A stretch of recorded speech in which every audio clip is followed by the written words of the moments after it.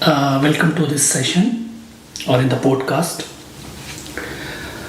So today one of the from the A1 level A1, which is my course. Today I will explain you from the very basic, which is the very important one of the point. So from my book I will explain you line by line some of the concepts in this podcast. So today we are going to discuss about the SAP Supply Chain Management EWM inbound delivery and good receipts. We learn and we have seen, and even on we see like how inbound delivery happens in the warehouse. So today we are going to understand more in deep, and we will understand how it happens exactly in the system. So here I considered in my book, in the example I considered both the system, decentralized side and S4HANA side, how it happens inside the systems.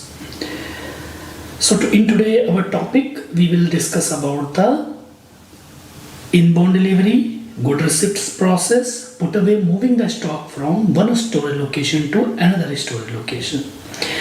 So storage location could be permanent, storage location could be temporary, depends upon the what we are going to move, where we are going to move, and in the warehouse which location we want. So based on the location we set the storage types, would be permanent or would be temporary storage types. Okay. And also today I will explain you about put away strategy, moving the stock from one storage location to another storage location. Okay, movement. So we call one of the storage location is F1 and another storage location is F2. Generally what happens when we receive the goods from the supplier or vendor, so we unloaded the goods at the door, input door, I can say, or we say this is an inbound door. After unloading the goods, we take it into the good receipts zone, or directly we take into the reception area. Then after, when we put the goods at the reception area, that time the property of the goods we consider as an, or we can say this is an F1 type. The status of the goods when we put at the F1 storage location, which is nothing but a reception area. Then after, in the system or in the warehouse, we do the things in the system which happens in the warehouse, in the real-time business. So whenever we move the goods from the reception area to final storage type, let's consider I received 7,000 cements bag to store in my godown, or in the advanced language we say this is nothing but a warehouse. And our requirement is so store these all the cement bags inside our warehouse in the bulk storage type, because 7,000 bags if I will put inside the bins, better in the business we put that kind of material in the open area, which is not outside the open area, or but open area means big space, empty space inside the warehouse. We consider that area is nothing but a bulk storage type, bulk area. So when what we do, we receive the material, that cement bags from the trucks. Then what we do, our warehouse workers, resources we call, they unloaded the goods into the reception area. We take that product to the quality inspection at quality zone, or if we have the good business history with our vendor, we believe we directly place that good into the bulk storage area, bulk storage type. So in my channel I already explained how we place the goods in the, so this reference I am giving you in this podcast from my own book. Here we have the explanations, here we have the screenshots, configurations with the multiple processes, with the, in case of put away, inbound and good receipt process, with the some kind of additional processes.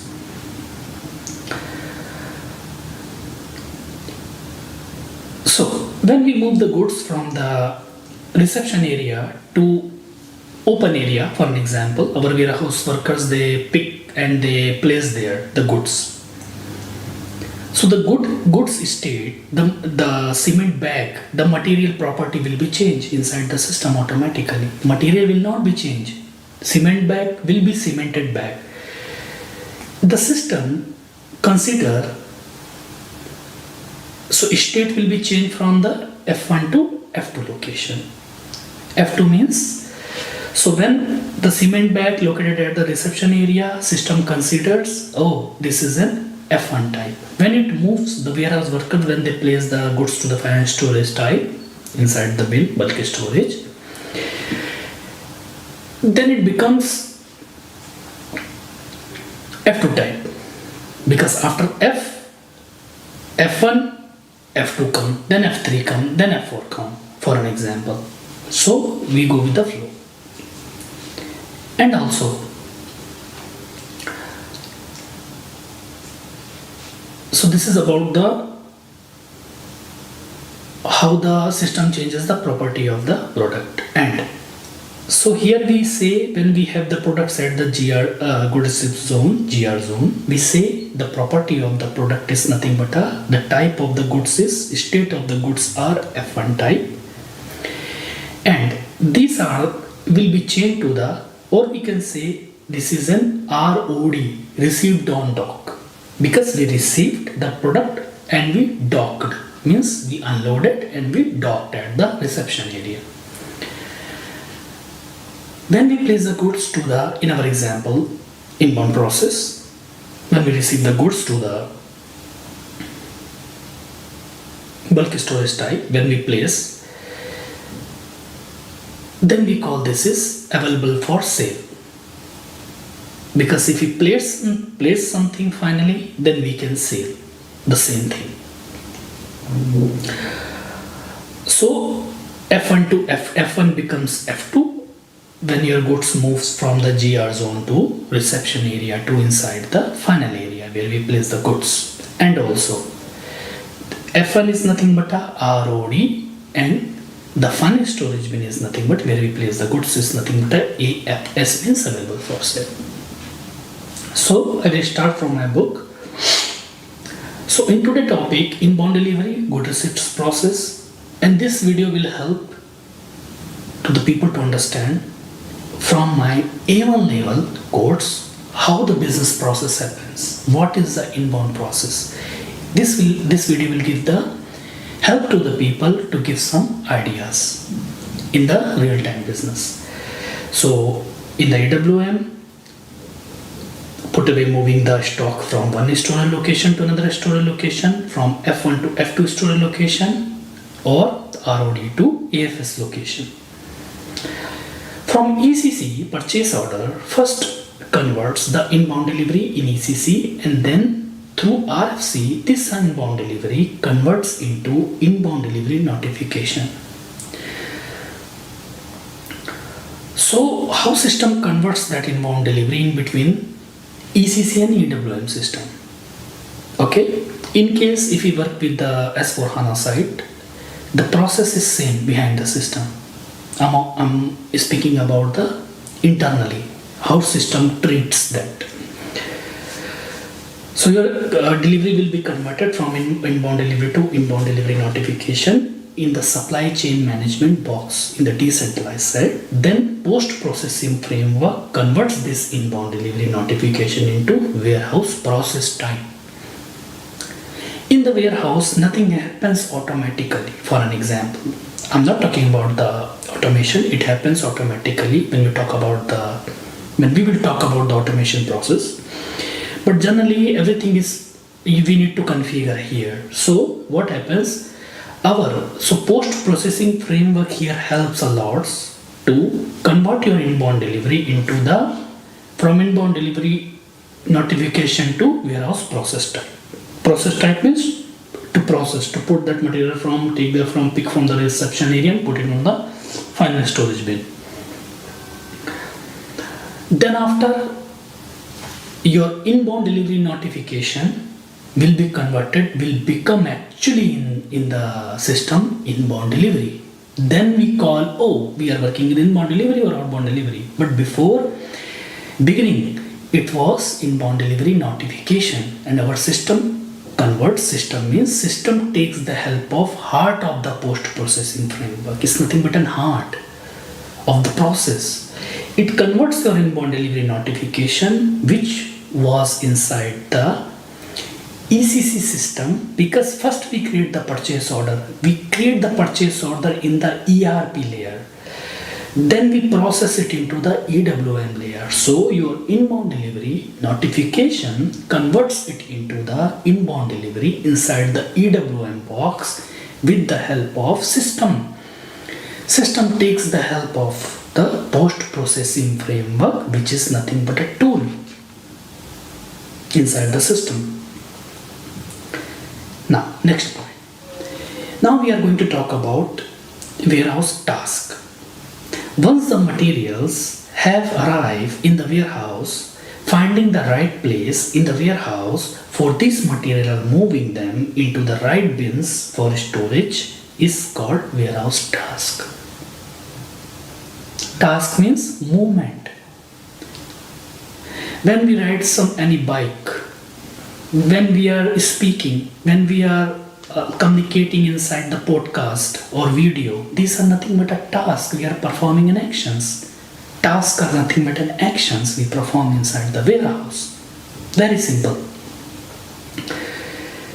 Then I will talk about the warehouse order. Order means we give this order to the system. We need to perform this task, inbound or outbound. For an example, let's talk about warehouse orders. The warehouse orders represent an executable work package. It contains the actions, it contains the tasks, orders contains an action. If our parents, for an example, or anyone gives some order, do go and buy these things from the supermarket. So they give an order, for an example, we go to the supermarket. This is nothing but a task. Okay, same thing in the warehouse you can consider. So the warehouse order represents an executable work package that a warehouse employee should complete within a specific time. So in the warehouse workers, they need to complete some task. In the real life, if our friend says, for an example, I need to buy something for them, then these are nothing but an action. Similar. So I correlate with the real life examples to make you more understandable, for more helpful for the guys. They are trying to understand the basics of the supply chain management processes, and we are focusing on talking about the extended warehouse management process in the system, SAP systems. Okay, so we need to finish this in the specific time, but we should make sure confirmation control key, confirmation, remember this word, confirmation control key is activated, else purchase order will not be distributed to EWM layer.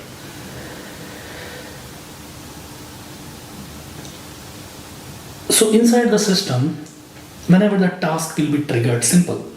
There is a setting in the system or in the PO, we have the confirmation control key. If we don't take the confirmation control key, we don't have that setting, and at runtime when we create the purchase order, we don't select, your delivery will not be reached, or your this process delivery will not be reached or distributed to the EWM side.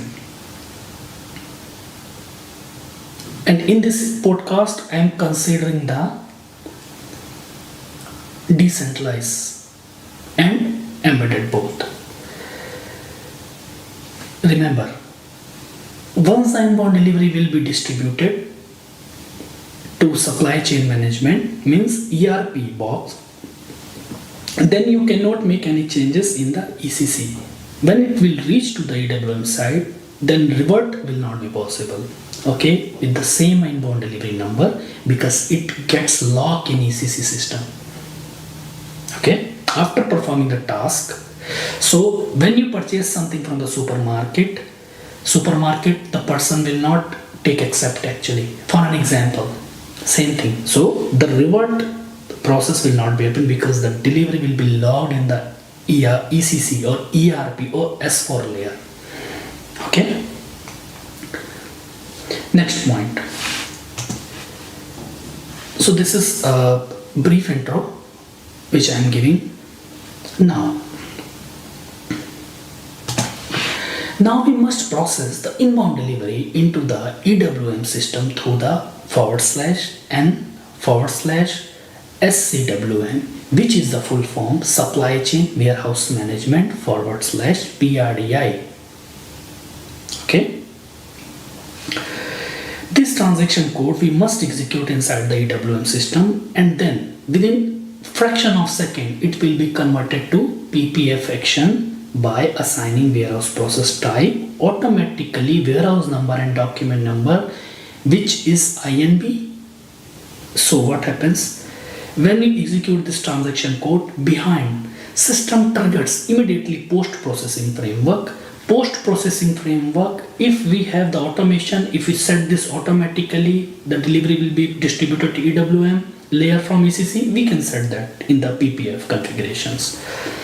But generally when we execute normally, so this transaction code, then what happens, your post-processing framework will be triggered, system triggered that, and system triggered the warehouse process type. So system gives the instruction, you need to perform this process, you need to perform this task, because warehouse process type contains warehouse orders. Warehouse orders contains warehouse task. Tasks are nothing but an actions which we need to perform. The warehouse worker they need to perform, and we perform as in consultants, we perform in the system, SAP systems. So immediate INB inbound delivery pulls the warehouse process type, it fetches the warehouse process type inside the system, and warehouse process type tells where you want to receive the goods initially in the warehouse or interim location. Okay, not the final location yet. So security, reception, etc. we can say.